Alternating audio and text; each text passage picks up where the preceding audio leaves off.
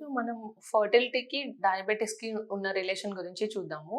Hello అండి. నేను doctor Durga, fertility specialist, 49 fertility centre, Tirupati branch.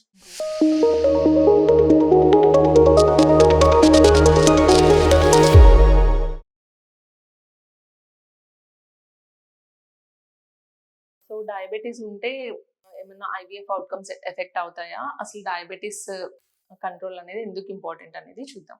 So, చాలామంది పేషెంట్స్ షుగర్ ఉంటే చాలా భయపడుతూ ఉంటారు. మన ఫర్టిలిటీ అవుట్‌కమ్స్ అంటే ప్రెగ్నెన్సీ రావడం ఏమైనా డిఫికల్ట్ అవుతదా? కన్సీవ్ అయితే ఏమైనా ప్రాబ్లమ్స్ ఉంటాయా? అని చాలా మందికి డౌట్ ఉంటుందండి. సో, షుగర్ కంట్రోల్ అనేది బాడీలో చాలా ఇంపార్టెంట్.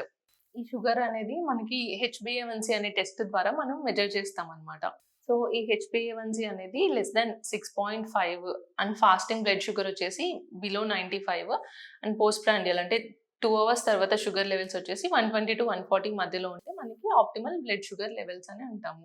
సో, ఈ షుగర్ కంట్రోల్ గనుక లేనట్లయితే మనకి ఫర్టిలిటీలో ఎట్లా ఎఫెక్ట్ అవుతుంది అనేది చూద్దాం. సో, మెయిన్‌గా మనకి ఫర్టిలిటీలో ఎగ్ అండ్ స్పెర్మ్ హెల్త్ అనేది చాలా ఇంపార్టెంట్ అన్నమాట.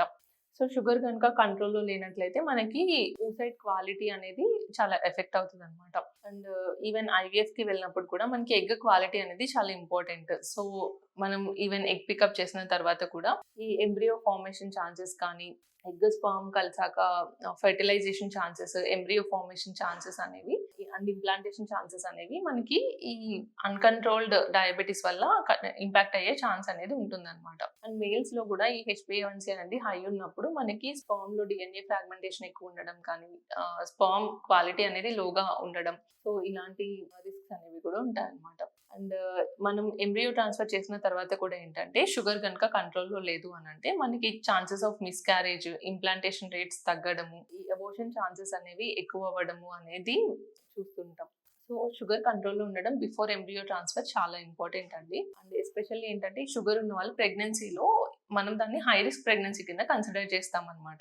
సో, ఈ ఆప్టిమమ్‌గా షుగర్ లేనట్లయితే మనకి బేబీకి ఎనామలీస్ అనేవి వచ్చే ఛాన్స్ అంటే అవయవ లోపాలు అనేది వచ్చే ఛాన్స్ కూడా మనకి షుగర్ ఉన్న పేషెంట్స్‌లో ఎక్కువ ఉంటదనమాట. సో, డయాబెటిస్ ఉన్న పేషెంట్స్ ఏంటంటే ప్రాపర్‌గా with endocrinologist follow up if needed sugar అనేది ఆప్టిమమ్ లెవెల్స్‌లో మెయింటైన్ చేసుకోవాలి. ఇఫ్ నీడెడ్ ఇన్సులిన్ టాబ్లెట్స్‌తో పాటు ఇన్సులిన్ అనేది కూడా మనం మెడిసిన్స్‌లో యాడ్ ఆన్ చేసుకోవచ్చనమాట.